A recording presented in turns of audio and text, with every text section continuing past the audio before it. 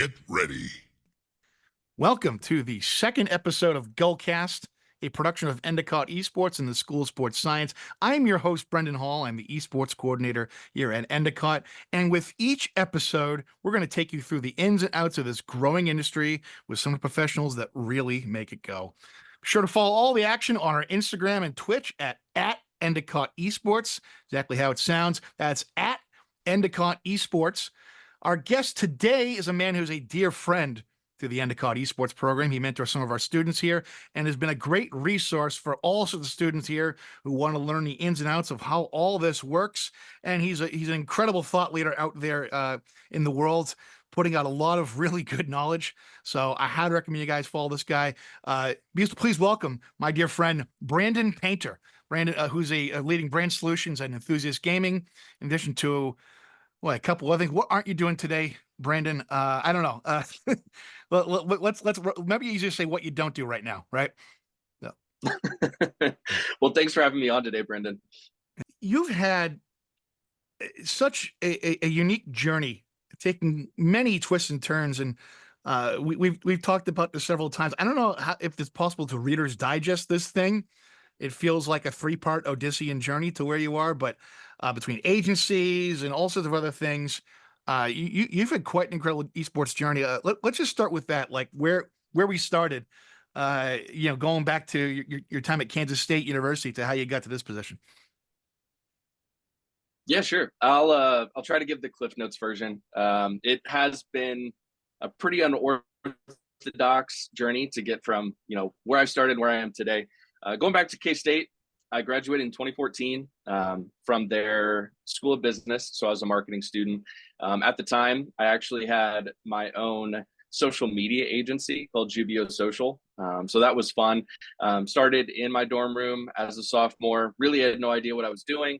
I just put out on LinkedIn at the time that I could create custom Facebook pages, which was definitely something I could do. And a lot of agencies didn't really know how to even activate those at that time. So humble beginnings, actually had a few internships at a couple of different agencies where I got to learn the business of the agency world. Came back, created an internship program, and actually ended up hiring 9 other students to work with me. It evolved from social to graphic design to video to websites and things like that. So we had a little bit of a shop going. When I graduated, things took a bit of a turn. I went down to Tulsa, and my first gig was an IT recruiter. Not exactly what I thought I was going to be doing, kind of from the jump. But I had my first break at an agency down there in the Tulsa and Oklahoma City area called Saxon Communications. I've been blessed to work on a whole lot of really large brands, but at that time, I sharpened my teeth on a custom pipe fitting company as well as Really? a large Jesus. nonprofit. Yeah, so going from that to the McDonald's and Anheuser-Busch's of the world, it's I've experienced a lot of it, right? Seeing how much love goes into some of those boutique brands trying to craft their story and present themselves on the internet.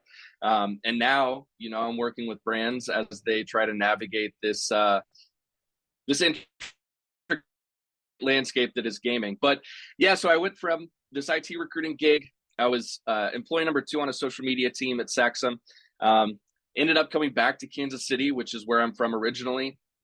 Got a job as an account executive at a PR firm. So got a little bit of media relations experience. They focused on municipalities as well as, a few brands here and there like Papa Murphy's, which is a, take and bake pizza spot. We were doing Foursquare campaigns at that point. So, again, kind of hitting all over. Who here remembers Foursquare, by the way? Remember that? Were you mayor of anything on Foursquare? I feel like I was, of a local gym somewhere. I don't know. So. Oh, for sure. Yeah. Right. And creating spots. Like, I was proud to be mayor of the apartment that I was living at, but nobody cares, right? Nobody cared. In some ways, you were the original HOA, good. right? You were kind of an OG HOA, right? Exactly.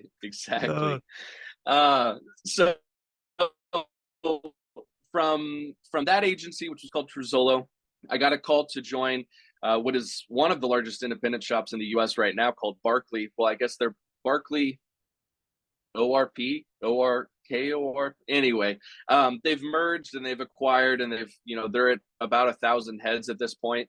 But I took over the Coleman social accounts. So, I'm a big hiker, big camper. So that was what I thought at the time was an opportunity of a lifetime. I've had a few of those that felt like the dream gig, even though all we were doing was producing monthly social content. We were scouring the bowels of Instagram and finding cool pictures and asking people if we could use those on the brand social accounts. And from there, ascended to two different other roles, got some experience with production, some experiential work with Wingstop and Hershey's, and actually helped, them produce what was their influencer discipline at the time. So, obviously that's massive at this point, but we were fighting tooth and nail for $10,000 budgets at that time. Moved from Barkley over to a place called Rally House, which is basically a bunch of sports gifts and apparel. When I was overseeing that marketing team, which was 12 people, we had 63 brick and mortar locations as well as, e-commerce. But now I believe they just opened their 105th store, I think. Their plan at that time was basically find metros that had either, a large university brand presence, so the Norman, Oklahomas of the world, or, Kansas City is an example of, a metro that's got traditional sports teams as well as the KUs, K-States, etc. And then I got an interesting call while I was at Rally House to join a senior living agency by a guy that was running the accounts that I was working on at Barkley. And that didn't really, seem to be something that I wanted to get into. Helping people find assisted living facilities and things for their families was not something that, I'd really ever considered before. But he sat me down at lunch. He talked through the business case. And, it's one of several times throughout my career that I've been willing to, be open-minded and follow the path. And it seemed like something that could be interesting. So for the next 2 years, I helped them stand up a sales and marketing team. So for 30 years prior to that, they basically just had thrived on word of mouth, but they got some private equity funding. So, once that injection happens, basically you need to produce at a rate of 5x, 10x what you've always done. So they hired about 10 salespeople. So I developed the capabilities presentation, helped them understand what they were taking into the marketplace as far as digital marketing for senior living communities is concerned, helped them refine their sales pitch, and oversaw 2 of the proposal writers that we had. So we were pumping out, anywhere from 6 to 10 proposals on a weekly basis in order to try and continue to expand that business.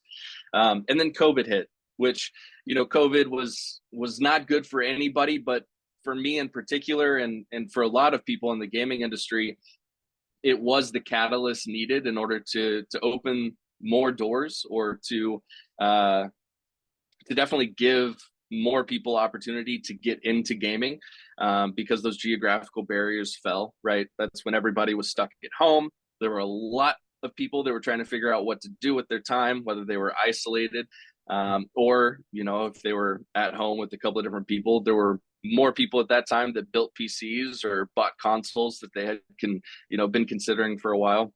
Yeah. And I was given the opportunity to join, an agency called Eisenberg out of Pasadena, California, to run Xbox Game Pass. So I helped them launch, some of their day one titles, which is something that, today is still one of their big selling points. Is if you subscribe to Xbox Game Pass, there's some big name titles that will hit on day one. So the same day that you can go out and buy the game, you can also access it on Game Pass.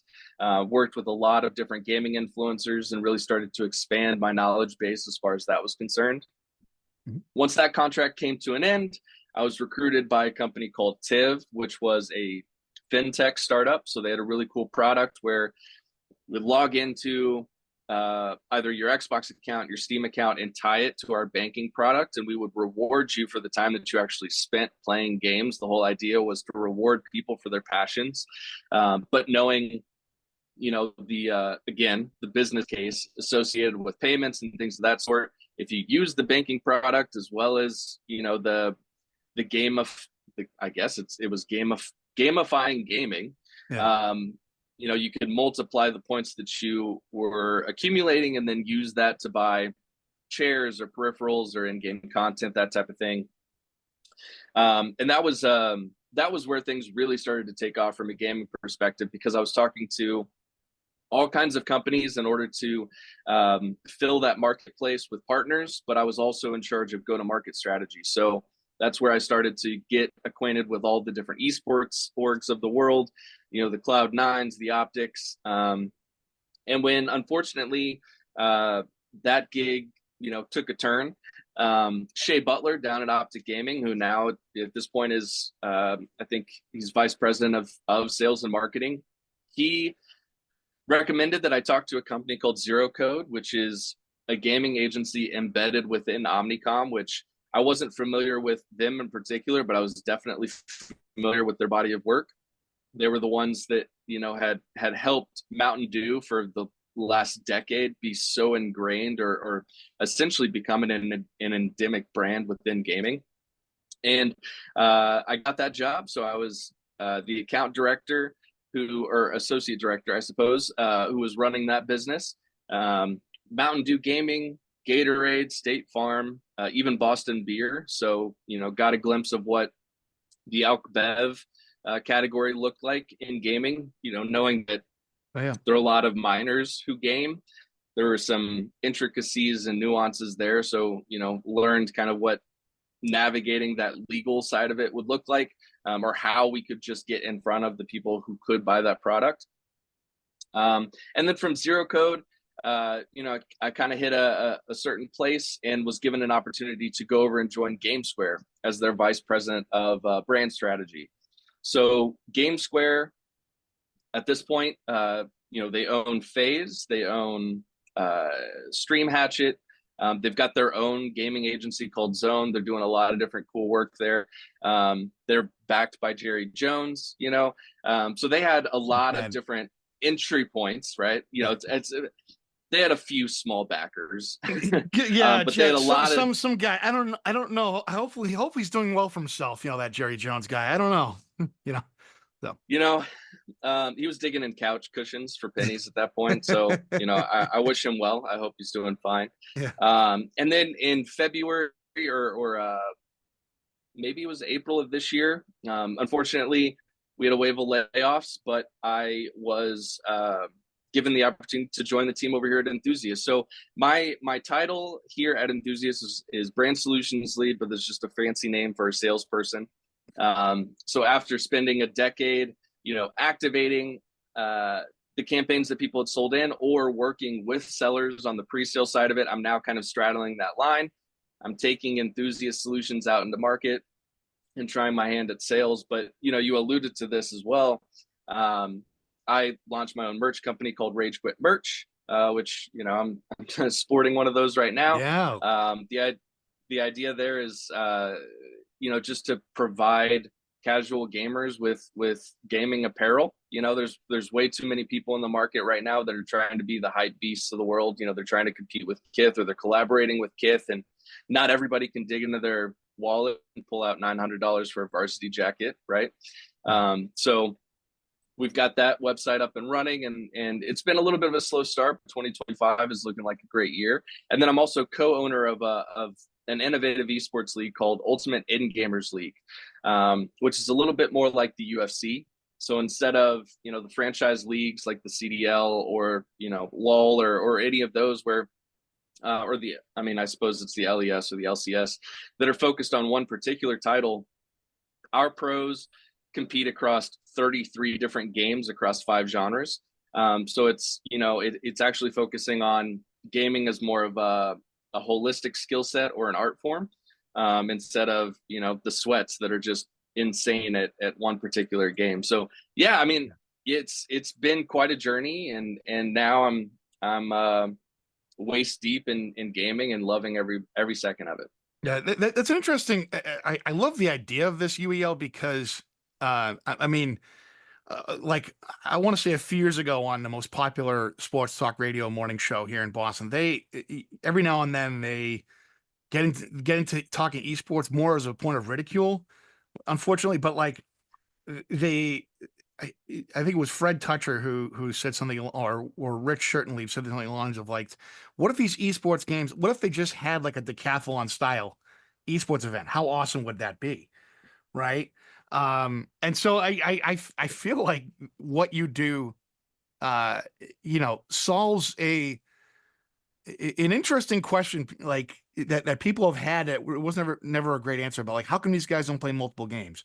How come there isn't something that can I feel like the skill set you develop as in a first person shooter translates well, whether you're on Overwatch, Rainbow Six. There's some overlap, right, with where you're aiming, right, with where you're, how you move, etc.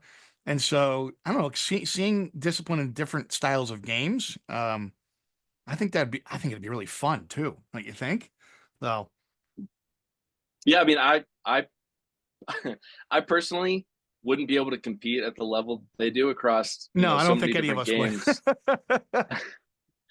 But the foundation of the league was rooted in the fact that on average a gamer will try out 24 different games throughout the year, right? So, Yeah. there are a ridiculous amount of games that come out on a regular basis, whether you look at Steam, which is, adding hundreds to thousands of games on a daily basis, or all the AAA titles that kind of hit in batches. If you're a variety gamer like myself, I like to taste all the different flavors, right? So, at any given moment, I'll be playing Pokemon or Alan Wake or the latest Call of Duty or something like that. And there are a lot of different things that, like you said, that will carry over from one title to the next, whether it's the reflexes associated with aiming or dodging or pattern recognition, when it comes to strategy games or things like that. And it's been interesting to see how these guys and gals have been able to hone their skills across a wide set of games. But what's also interesting is the whole thing is supported by something we call the wheel.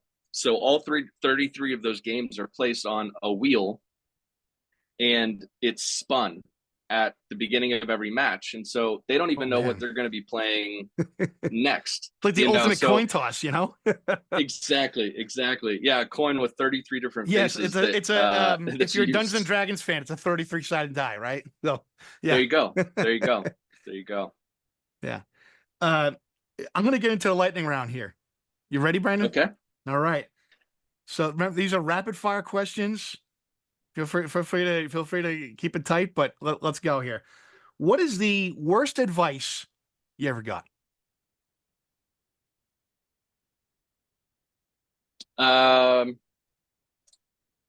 you're not gonna like this as a university professional, but GPA is everything. Is something Mm, that I was told, and fresh out of the gate, I was turned down from a couple of different great opportunities because I mhm. didn't have a certain threshold. But at the same time, there's so much learning that happens on the job, that you start to develop those skills, or you start to experience these different things that you can pick up and run with anything at any given time, as long as you could put enough time into it. Thanks for saying the quiet part out loud. It's if my UMass advisors knew what my GPA was when I applied for the Boston Globe internship, I would never have been a journalist. So, uh, what is an unpopular opinion that you are passionate about? uh, well, when you look at mainstream media, esports is dying or dead. And that is so far from the truth. You go to Hmm. any esports event, I was down at the Rocket League World Championships a couple of weeks ago at Fort Worth, and you tell any of those 3, 4, 5,000 people who are sitting in those stands, screaming, yelling, chanting, along with their teams, that esports is dead. And I think they probably have a different opinion. Yeah. What is one big prediction you have for the future of gaming or esports? I think it's a natural progression of the industry, especially now that gamers are having to become businessmen. Is that the whole space is going to mature. There's a lot of firing from the hip that has happened in the earlier days, but now people are being forced to look at things through a true marketing lens, right?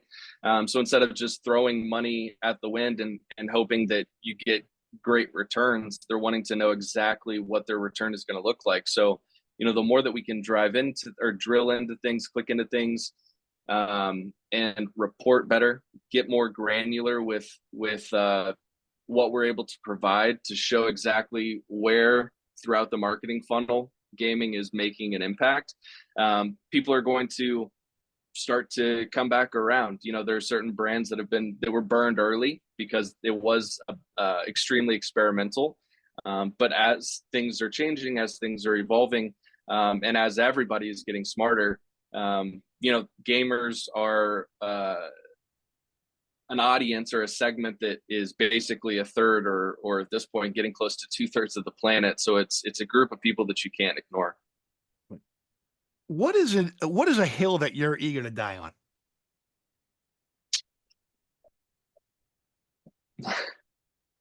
Uh-oh. Uh-oh. Uh, I recommend Roblox over Fortnite at this point. When Wow. it comes to Wow. immersive, yeah, when it comes to immersive experiences, I know. I personally don't spend very much time on Roblox. I'm more of a Fortnite guy, but I think at this point Wow. the tides have shifted, and Wow. Roblox over Fortnite with Oh that my goodness. particular debate. Why? Real quickly, why? Well, one example specifically, ties right back into the last answer that I gave. Um, a lot of the updates that they're making to the Roblox platform now are allowing brands to sell things directly through Roblox. So when it comes to creating a fun gameplay experience, that's great, and that is absolutely a sticking point. But now we're able to send people into something like the Beetlejuice world, and if they have become enamored enough with the characters or with the universe they've built around that particular title, then they could just order a movie ticket. So it's going to be harder and harder to to say that Roblox is not the place to play. Wow. Wow. Final lightning round question here. What is the best advice you have for our students looking to break into the industry?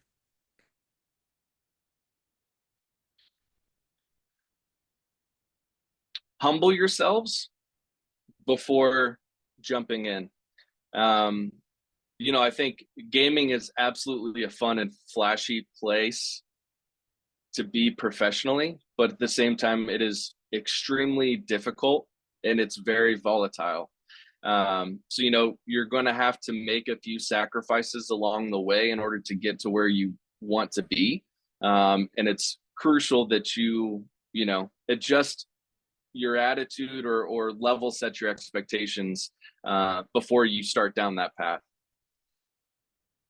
Awesome. Awesome. Let's pick up on this answer you said a minute ago about immersive experiences. This is a topic that you're really informed about.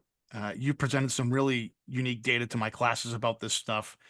And uh, you know, I think for people who are skeptical of metaverse and its value in driving brand plays, I just think there is, and I think we both agree on this. There is a canyon of an opportunity if done right in some of these. I mean, we can talk about the data from Fortnite that you showed me in the past, but um, it's right. We both have worked in digital marketing, Brandon, where I think when you're doing a paid social ad, right, and you may set a KPI for times watched over 3 seconds, right? That would be a successful KPI if you hit, right. But you've mentioned this like in a creator map in Unreal Engine Fortnite, the amount of people that are in one, the amount that there are, the average time spent in one, which I think you've said is like 15 minutes or so. So what would you rather Mhm. have? 15 minutes or 3 seconds? I don't think that's even a question, right? As far as immersing with what you're presenting. So I don't know where to start with this, but I'd love to elaborate more on this because I look at where this is going, and Roblox, to your point, may have really cracked something open there with and because you see this a little bit. If you watch Thursday Night Football on Amazon Prime, and you'll see commercials that'll have a QR code right up there, or you can take from. I have a smart TV at home, so like being able from the remote, hey, click to this if you want to buy, like Amazon experience with it. That is a direction this is going. Whether legacy media wants to, come to grips with it or not. But like let's start with just why metaverse. Maybe that's where we start. Huge place to start. Yeah.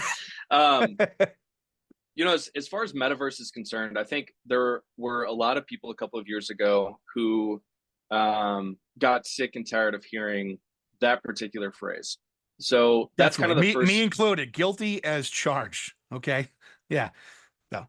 Everybody wanted to be doing something in the metaverse, which is great. It was similar to Web3. To some people, it was synonymous to Web3, or synonymous with Web3. But I think the reality is the metaverse experiences that we saw a couple of years ago are completely different than what we're seeing now, right? And I think this is, again, similar to the answer that I gave about gaming. There were so many brands, or so many people in general, who went through a test and learn phase and eliminated the fat and optimized and figured out what the metaverse actually is going to look and feel like. I guess taking a step back, you've got books and movies like Ready Player One, where the metaverse is sitting in one place forever, just putting on goggles and living in an entirely different world, right?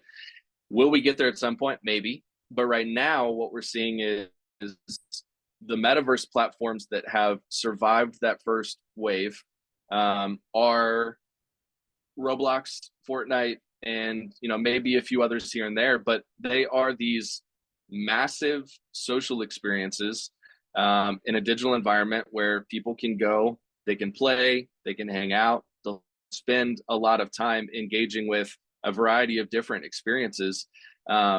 And we as marketers have had to also adjust how we speak to those types of things. So, you made the comment about legacy media. There is still there's billions of dollars involved, right? With paid media, whether it's display or pre-roll video and those types of things. That's not going away. So Right. want to maybe Sorry. make Yeah. that No, because comment that has its is. place too. And why in digital marketing, when we're scrolling on Instagram at night, after we put the kids to bed, and the digital ads start popping up based on what you're really looking at. I think that's actually pretty smart, right? Mhm. I see a few Grateful Dead graphics on Instagram, and then suddenly I see an ad for buying a Grateful Dead shirt. Hey, I might buy one, right? That's actually effective, right? But it's also like sort of semi permission based, right? Based on Mhm. what you're liking. That to me is effective. I think this idea of just the way the market used to be, one, just spending a ton of money to interrupt someone's attention that they didn't ask for, and hope that a small fraction of that of that audience takes the plunge, right? That's not as effective in today's media landscape. Whereas being able to have an immersive experience with the brand, and the role that a metaverse has in that, it's just you've made me a full convert, Brandon. You really have. So Yeah, to go back to your point, yeah, one of the main KPIs that we look at as far as those video ads is the 3 second, video view, right? Sometimes that's considered a complete video view, or, you watch the full 6, 10, 15, 30-second spot, what have you. That can be impactful. At this point, a lot of people will either set their phone down, they'll mute it, they'll walk away from it. They might get annoyed by it if it's not something that is directly in line with what they find interesting. With Fortnite and with Roblox, and we'll talk about Fortnite. Um, people are spending on average 15 minutes inside of these branded experiences, right? That 6-second ad versus 15 minutes walking around, you know, whether it's collecting power ups that look like an energy drink, whether it's, you know, climbing mountains that have a giant Coca-Cola bottle, whether it's riding rides to simulate what it's like in Six Flags, you know, there's just so much more. Value is not the right term to attribute to it, but it's such a deeper relationship with these individuals that are opting to spend that time inside of the map. So there's about 1 million players at any given time that are within Fortnite Creative, right? At this point, there are millions of players on a daily basis that are actively playing Fortnite, but within UEFN specifically, it teeters between 1 million, 1.5 million. And then within that, you've got the 15 minutes or so that people are spending in these experiences. You know, when I built and launched a campaign, obviously along with a large team for McDonald's on back in my Game Square days, we actually saw north of 40 or 45 minutes where people were spending time building their own McDonald's restaurants inside of a tycoon environment that we had developed or designed to go alongside their anime campaign in spring. That's insane. You know, that's crazy. And you had the golden arches everywhere, right? You had the characters from this campaign that they were speaking with. You had, you know, the custom NPCs that were talking about, have you tried, you know, whatever, it was like red chili sauce or something. You know, it's like there's so many different touch points even within that experience where you can deliver the messaging that you're trying to get across in that, you know, very quick moment in the typical digital media landscape where you've got a wide mix of assets, you know, that you're deploying across a variety of channels. Whereas once again, you got somebody who has opted in and they're just spending time or minute after minute seeing these different things being hit repeatedly by all of these different brand messages, or, you know, being delivered these brand truths, or talk, you know, maybe even they're engaging with the product itself. It's like there's just so much more creatively that you can do in that type of environment. It's hard to dismiss it.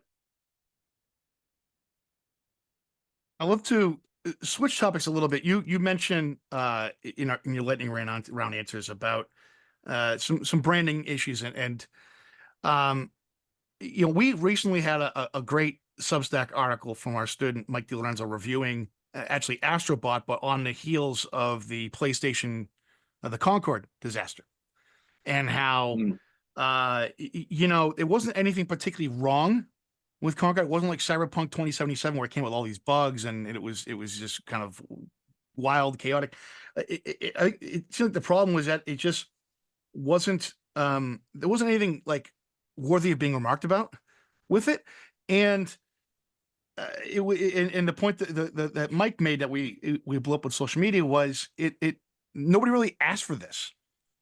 And so with all the things you're building, right? Rage Quit, UEL, I love the private lobby newsletter. In the way I have all my students read it. So, but what impresses me so much is the way that you actively look at like how you trying to solve a problem. Like, what problem does this brand solve?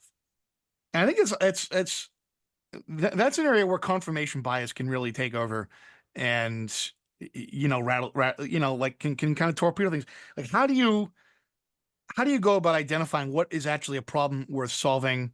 So much of this, I'm pulling to my Seth Godin bag, is, you know, not about selling a 1/4-inch drill bit, but a 1/4-inch hole. So how do you go about identifying that 1/4-inch hole? You know, honestly, a lot of it, at least for those couple that you've mentioned of projects, just comes from years of experience in the space, having tons and tons of conversations with people who are giving me first person accounts of what they're seeing, what they're hearing, what they're feeling.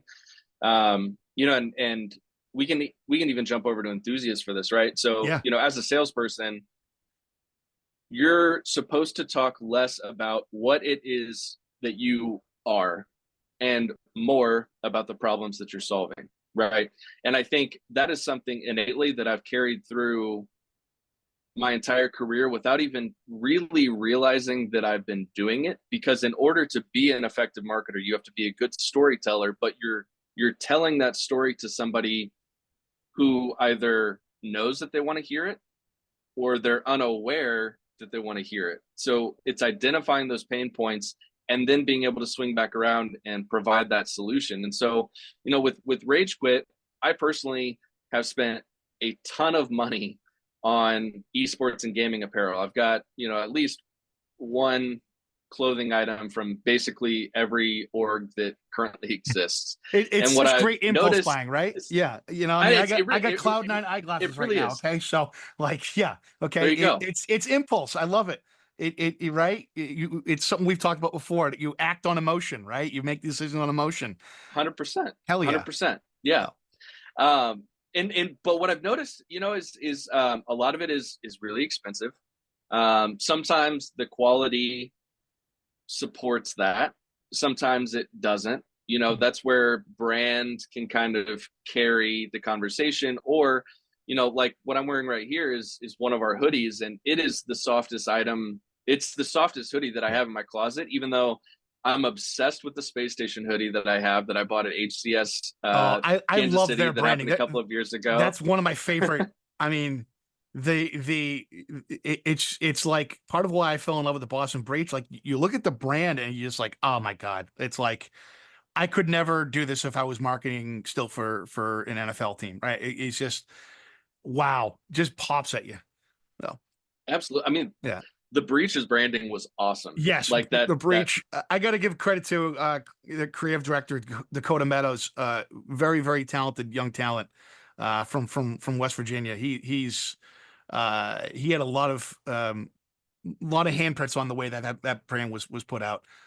Yeah, another thing I fell in love with instantly. Yeah, so and the way it was teased yeah, initially was super cool too. It was almost, like the anonymous people that show up in the yeah, the masks with the hood and all that type of stuff. It's like it carried through that yeah. kind of cyber hacker type of vibe, Yeah, first thing I thought when I saw it was Mr. Robot, right? I mean that was Yeah, yeah. yeah.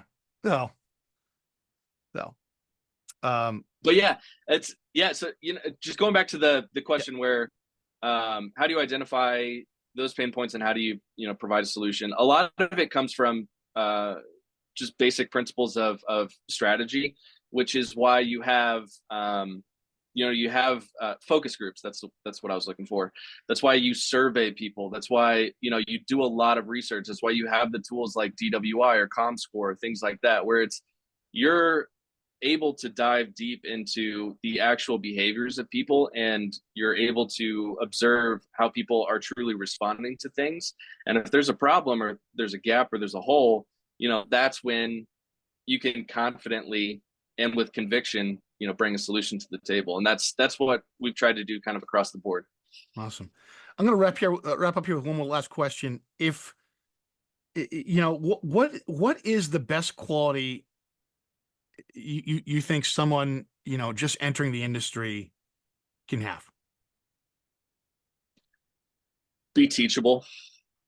um this industry is also extremely unique because the people who are coming into the industry sometimes truly will know more about it than the people who are in leadership roles, who are making the decisions, right? And so again, kind of carrying that air of um, humility, but then also being able to present information in a way that is approachable, that doesn't come off as uppity or condescending in nature or anything like that. But then also being able to take any kind of feedback or any kind of criticism and yes and everything. That was something that I learned fairly early on, is the best way to receive any kind of criticism or there are a lot of dumb ideas also that are floating around. So if you're in a brainstorm, nobody wants to be shut down. Plus, some of the greatest ideas come from pulling on a thread that come from some of the weirdest places. And so being able to be,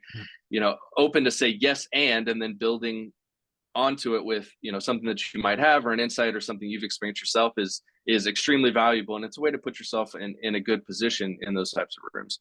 Yeah. You talk about pulling a thread. By the way, I hate brainstorm sessions. I feel like when you have a set time for people to show up, they come in with half-cooked ideas. Whereas if you try to, I've done this in the past where I will set up a whole Slack channel just based on a campaign. Hey, we have this potential project. Let's just hammer out some ideas, and it may take longer, but they're more fully cooked ideas. But then to your point about pulling a red thread on silly ideas, I actually find, I don't know if you do this exercise at all, but deliberately throw out bad ideas and then try to understand the why behind you throw out that bad idea and work backwards from it to a place that makes sense. The way this was taught me years ago was, let's say, all right, I want to put the Rage Quit merch logo on the moon.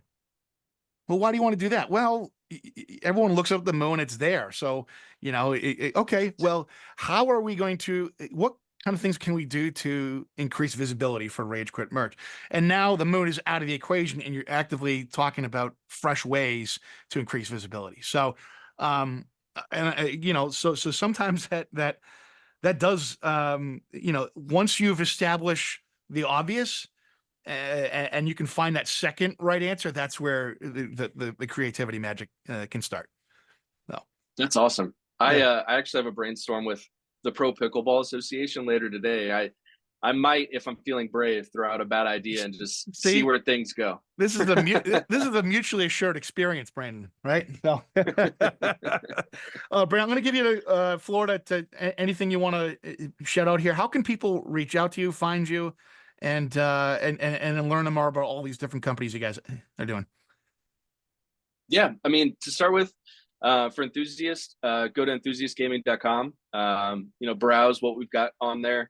The types of clients that we've worked with is remarkable. We've had a lot of firsts in the industry, and we carry that momentum forward with a lot of what we're doing, and continue to innovate. That's where, NFL Tuesday Night Gaming has come from. We've got a program that we're launching here this winter called NHL Puck and Play. So, Yeah. finding those crossover areas between traditional sport and gaming to make it more approachable for everybody.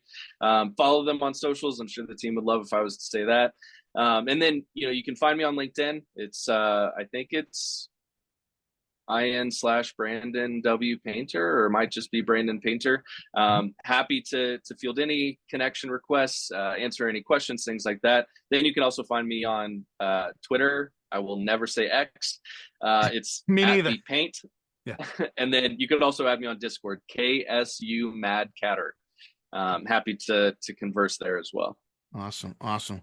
Well, thank you for tuning in. Thank you to Brandon for being our guest today. Be sure to follow us at Endicott Esports at Endicott Esports. See you next time. Thanks everyone for tuning in. Be sure to follow us at Endicott Esports. See you next time.